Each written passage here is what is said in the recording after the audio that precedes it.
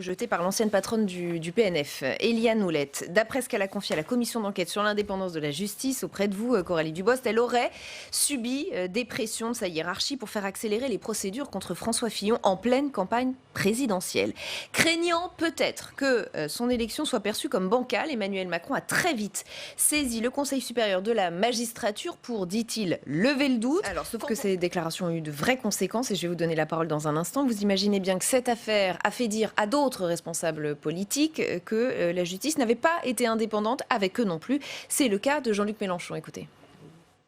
Je signale que la procureure dont il est question, qui était une composante du réseau socialiste à l'intérieur de la justice, mis en place par François Hollande, c'est ce réseau qui s'est chargé aussi des enquêtes dites préliminaires contre moi et qui ont décidé des perquisitions.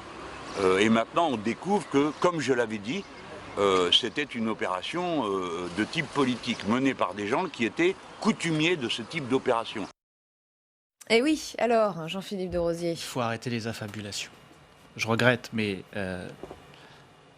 il y a, rappelons les choses telles qu'elles sont, il y a un article 30 dans le Code de procédure pénale qui, depuis 2013, voté par François Hollande, sous la présidence de François Hollande, interdit expressis verbis de donner des instructions personnelles au procureur de la part du garde des Sceaux. Si le garde des Sceaux, mais c'est pas parce que c'est écrit qu'on ne peut pas le faire qu'il ne le fait pas. Hein. Il est interdit de tuer, malheureusement, il y a des homicides qui interviennent. Bon, si le garde des Sceaux le faisait à l'égard d'un procureur, à l'intérieur, ça se saurait. N'importe quel fonctionnaire du parquet pourrait alors user de l'article 40 du même code de procédure pénale, l'obligeant à dénoncer des faits répréhensibles. Vous imaginez que le secret soit si bien gardé que personne ne le sache ? La population peut l'imaginer. Les Français peuvent l'imaginer. Mais précisément, c'est pour ça qu'il faut le dire que ce n'est pas le cas. C'est de la fabulation. Et je n'imagine pas un seul instant Jean-Jacques Urvoas, Nicole Belloubet, avant elle, François Bayrou, s'immiscer dans la justice en donnant des instructions personnelles à un procureur pour accélérer les choses. Rappelons quand même. Est-ce que ça peut pas être plus subtil que ça, plutôt qu'une implication personnelle, des consignes à droite à gauche? Je ne le crois pas. Rappelons que François Fillon lui-même avait demandé au lendemain des révélations du Canard enchaîné que ça aille vite. Oui. Que ça aille vite. On peut le comprendre. N'importe qui peut le comprendre.